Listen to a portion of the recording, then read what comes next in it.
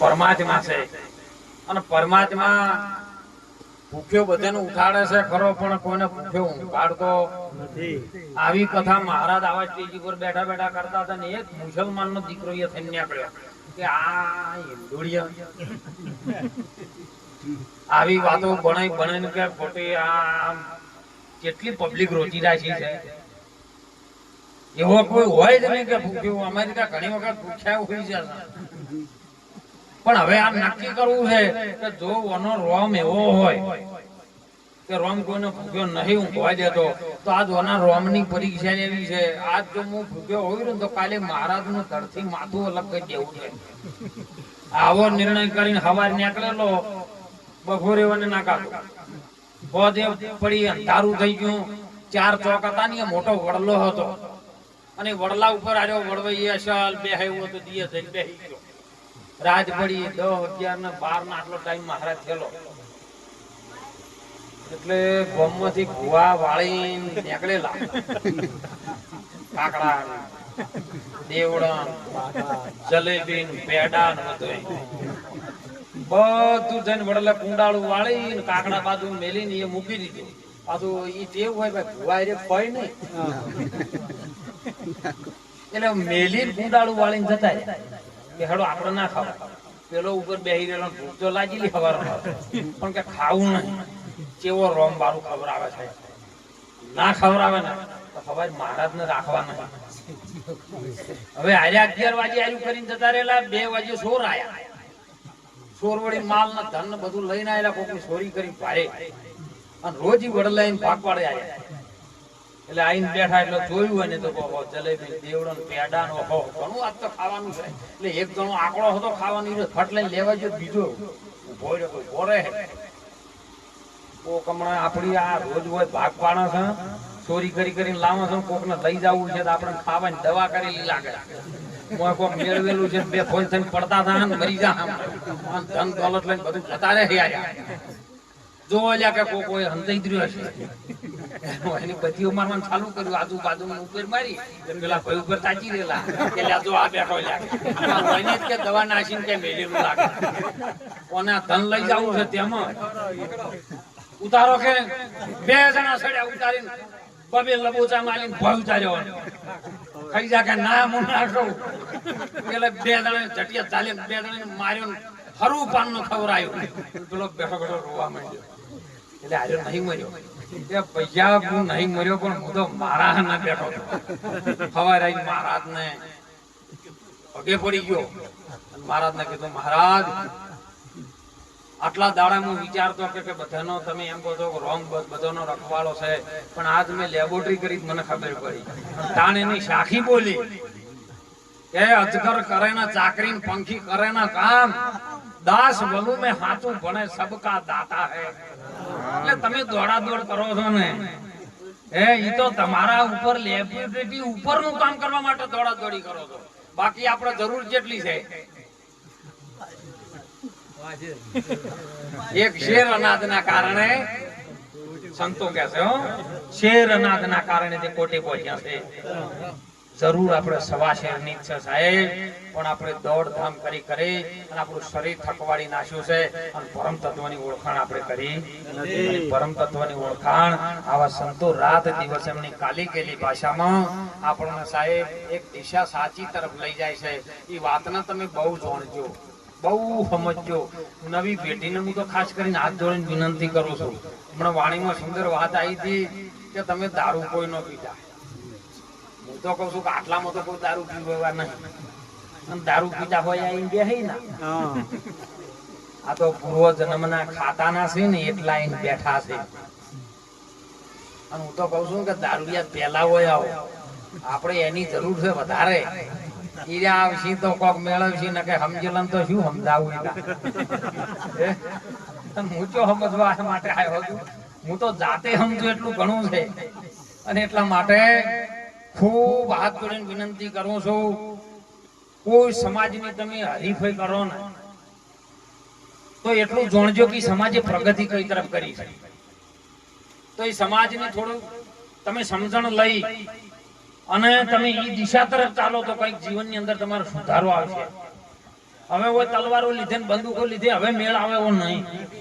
હવે તમે કલમો લ્યો, ભણવાનું યોગ રાખો, શિક્ષણ પ્રાપ્ત કરો, માતા પિતાની સેવા કરીને સારો સંસ્કાર પ્રાપ્ત કરો. અને આ સંસ્કાર માતા પિતાના ગર્ભમાંથી આવે, બીજા જે વર્ગમાં નિહાળમાં ન આવે. કારણ કે એનો પ્રમાણ ને પુરાવો આપેલો છે. સુખદેવ મુનિ એના ગર્ભની અંદર, એની માના ગર્ભની અંદર હતા ને ત્યારે સાહેબ એમને જ્ઞાન થયું. શિવાજીને માં જીજાબાઈના કુખમાં હતા ને ત્યારે એમને રામદાસ મહારાજે રામ લક્ષ્મણની કથાની વાત રામાયણ કરતા હતા. અને એ વખતમાં જીજાબાઈએ હોભળેલી હતી, પેટમાં ફોટીને હોભળેલી શિવા રામ લક્ષ્મણની વાત. એ વાત ગર્ભમાં હોભળી હતી એટલે શિવાજી મજબૂત બન્યા, મહારાણા પ્રતાપ મજબૂત બન્યા. અરે ગોપીચંદ જેવા મજબૂત બની ગયા. ભક્તિના માર્ગે ડંકો વગાડી દીધો થાય. ગોપીચંદે ડંકો વગાડ્યો. જેની માં એવી મળી હોય, મદાલસા જેવી મળી હોય, હાથ હાથ દીકરાને જોગી બનાવીને ભક્તિના માર્ગે ચડાવી દીધા હોય. એટલે માં પાસે સંતો માગણી કરે છે કે હે માં જનેતા, જનેતા તું જણજે તો ભગત જણજે, જણજે દાતાર કે શૂર, નહીતર તું રહેજે વાંધણી, તારું મત ગુમાવજે. માં તું ખૂબ સંસ્કાર હારા આપજે, નહીતર હાલમાં એક આપણે તમે ઘણા બધા મોબાઈલો રાખે છો. અત્યારે તો મોબાઈલ નો યુગ છે, પણ મોબાઈલમાં એક એવું આવે છે, ખેડા જિલ્લાનું ગામ છે લવાલ, અને ત્યાં કણે મહિપતસિંહ કરીને છે. રોજનો 4 પોત એમાં માવીતર આવે છે ને, અમન કે દીકરે ગાડી મેલ્યા છે. ઈ કયો છે કે અમેરિકા છે, કોઈ ડોક્ટર છે, કોઈ કલેક્ટર છે, કોઈ વકીલ છે. ભણાવવામાં ધ્યાન રાખ્યું, ખાલી સંસ્કારમાં ધ્યાન રાખ્યું ખાલી પૈસો પેદા કરવો, પૈસો પેદા કરવો, ધન પ્રાપ્ત કરવું, ચોદી પ્રાપ્ત કરવું, હોનું પ્રાપ્ત કરવું, આવું ધ્યાન રાખ્યું. ઊંચા શિખર માટે જવા માંગ્યા, એના મા બાપ હાલી ગણાવે. માટે મા બાપને પણ વિનંતી કરું છું કે તમે તમારા દીકરાઓનું દીકરીઓનું ધ્યાન રાખતા. તમે સંસ્કાર જેવો આપશો ને, નાનો છોડ હશે ને જેવી કેળવણી કરશો ને એવું ફળ જ આવશે. પછી બાવળ વાવણ પછી કહો કે હવે કેરીઓ આવશે, મેળ નહીં આવે. પણ કે સંતોન કહો કે તમે હાથ મેલો, અમારા હાથ મેલે ના મેળાવે. ઘણા આવે બાપુ હાથ મેલો, છોકરો ગોઠતો નહીં. હું પૂછું કે તમે આ બાળકનો જન્મ નતો તને શું કર્યું કે બાપુ મોનતા મોની તેની ભૂવે બાધા આલી. મોનતામાં પછી ભૂવે શું કરાયું કે હેડ તું નિવેદ કરાયું. હેડ તું નિવેદ માં ખબર પડે ને. કીધું તું કે મારી માતા હારી લે છે, હેડ તું નિવેદ લાવો. હવે ઈ બકરો ચડાયો હોય તો છોકરા પેટમાં મારે, એમાં અમે શું કરો. જેવી મોનતા મોની થી એવું આવે. એટલે મોનતા મોનો તો કોઈક ભજન ની મોનજો, દેવી દેવતા નું મોનજો ના નહીં, પણ શ્રદ્ધા પરિપૂર્ણ રાખજો. તમે ગોગા મહારાજ ને શું માનતા એની મને ના નથી, પણ એની અંદર પરિપૂર્ણ વિશ્વાસ. કારણ કે ભગવાન કૃષ્ણજીએ ગીતામાં કીધું છે કે હું અણુ અણુમાં છું. તો પથ્થરમાં કેમ ના હોય, હે ઝાડમાં કેમ ના હોય, પણ આ બોલતો છે ને એના તો લોકો આવે એવું છે નહીં. આ પોચ બધોના પૂતળામાં જે બોલી રહ્યો છે ને એ સર્વશ્રેષ્ઠ ભૂમિકામાં છે. એટલે તમને જો જ્ઞાનની દિશા પકડાવે તો એ પકડાવે ને બીજો કોઈ પકડાવે હો. માટે શ્રદ્ધા પરિપૂર્ણ પ્રેમ દાખલ જ્યારે થાય ને તો એ શ્રદ્ધામાંથી પરિપૂર્ણ પ્રેમ આવે તો એની અંદર ગોગામાંથી ભગવાન પેદા થાય ને. ભગવાન પેદા કરવા માટે તમારી સત્તા જોવે છે. ભગવાન કોણ છે એ ઓળખાવા માટે તમારી સત્તા છે. ભગવાન કોઈ જુદો નથી. જેમ દૂધમાં ઘી છે ને, અને ઘીનું મંથન કરી, દૂધનું મંથન કરી એમાં સાસનો સોટો પાડો, પકડવું પડે મહારાજ થોડું કે સાસ કેરા સંગમાં ઓલા દૂધ રે બિગડિયા, એ દૂધ રે બિગડિયા, એ તો ગરથ થઈ નીવડી જા. જોહો રે કબીરા મને ભજન ધૂન લાજી. જો દૂધના સંગમાં, શાહના સંગમાં દૂધ બગડ્યું એટલે કલર ના બદલાણો, ખાલી એનો ગુણ ધર્મ બદલાઈ ગયો, એનું રૂપ બદલાઈ ગયું સાહેબ. કેમ કે પેલામાં હલતું હતું ને પેલામાં જોમી ગયું. એની ચાલ ચાલ કે આ તો જોમી જાય, મન સ્થિર થાય ને તો જ વાત સમજાય. મનની ભૂમિકા, મનના તરંગો એવા છે. અને સંતો જે ઠપકો આલે ને મનને આલે, મન છે ને જો સુધી જળ તરફ હોય ને દૂધ તરફ હોય ને ત્યાં સુધી આર્યું ઘી જડે નહીં અને જોમી જાય શ્વાસના સોટાનો શંકર જોમી જાય અને પછી વલોણું કરે. આપણે બાજરી લાવો, હાલ બાજરીની સીઝન છે. કોઈ પેલા ઘઉંની સીઝન હતી પણ ડાયરેક્ટ ઘઉં વાટીને ઊંબીઓ કાઢી કોઈ દાડો જાહેર કે બાજરી હોય ઘઉં હોય પણ ડાયરેક્ટ લઈ લઈને કોઈ દાડો આપણે કાઢા. એમાં જુદું કરવું પડે કે ના કરવું પડે? જુદું કરવા માટે ટેસક આયા છે. અને એ જે દોણા ઘેર લાવી તો બેનીઓને હુપડામાં લઈને ખબર પડતી હોય બેનીઓને જેના જોણી તન જેના અનુભવી હોય ને એ એને હુપડામાં આમ ચાલે, પછી આમ બહાર ઝાપટે, પછી આમ દોરું મારે, કોકરા કોકરા એક બાજુ કરે ને હારા હારા ઘઉં લઈ લે. એમ સોખું કરવું પડે. અમાય પરમાત્મા છે પણ ચાળી ચાળી ચાળી ચાળી ને જે હારું છે એ રાખો અને બીજું બહાર કાઢો તો આમાંથી પરમ તત્વની ઓળખાણ થાય ને. અને એ ઓળખાણ કરવા માટે આપણને મોણોનો દેહ મળ્યો છે, વારંવાર મળવાનો નથી. કારણ કે આજે વનિતાબાનો દેહ આપણી વચ્ચે નથી સાહેબ. પણ જેને કઈ પરમાત્મા પૂર્વ જન્મનું કઈ સારું કર્મ હતું અને પુણ્યશાળી આત્મા હતો જેની પાછળ સાહેબ ભજન થાય છે અને આજ વરહાદે શાંતિ રાખી. એટલે ખૂબ ચેતી જાજો. સમય ચેતવા માટેનો છે. ભણજો, તમે ખૂબ ભણજો. ભણવાનો સમય છે. સત્સંગ તમને આટલું બધું કોઈ ઉતરે ના ઉતરે તો કોઈ વાંધો નહીં. અને સત્સંગ રોજ બેહીરો તો કોઈ ઉતરે એવું નથી. કેમ કે રોજ બેહીરો જો ઉતરી ને તો તબલો વગાડવા વાળા પેલું ઉતરી જાય. આપડે તો કોક દાડો કાર્યક્રમમાં મારા બંધ રચાય હોય, તબલા વાળા રચા હોય ના ઉતરે. સમજવું પડે. અને સમજણ ની વાત છે બહુ ન્યારી વીરા મારા. સમજણ ની વાત છે બહુ ન્યારી. આ સમજણ જેને આવી ગઈ ને એના જીવનનો બેડો પાર થઈ ગયો. માટે દીકરા દીકરીઓને ખાસ વિનંતી કરું, તમે મોબાઈલ નો યુગ છે ને, મોબાઈલ માં લેવા જેવું સાહેબ લઈ જાય. મા બાપ ને કદી દુખી ન કરતા. વિશ્વમાં બીજો ભગવાન છે કે નહીં મને ખબર નથી, પણ મારા મા બાપ ને મેં જોયા છે કે મારા મા બાપ થી વિશ્વમાં બીજો કોઈ ભગવાન નથી સાહેબ. કારણ કે આ ધરતી પર જો અમારું શરીર લાવવા વાળા હોય ને તો એ માન બાપ છે, બીજો કોઈ આપી શકે એવો નથી. સદગુરુ મહારાજ ની બલિહારી છે કે જેને આ જ્ઞાન વડે આ વાત સમજાય છે. અને વાત જયારે સમજણમાં આવે ને તો મા બાપ ને ખૂબ તમે સેવા કરજો. મા બાપ ના આશીર્વાદ લેજો, વડીલો ના આશીર્વાદ લેજો. તમને એમ લાગે છે ને તારે જીન્સ ના પેન્ટ ને ટી શર્ટ પહેરીને એમ લાગે કે અમે બહુ બધું કમાઈ લીધું છે તો એ વાત ભૂલી જાજો.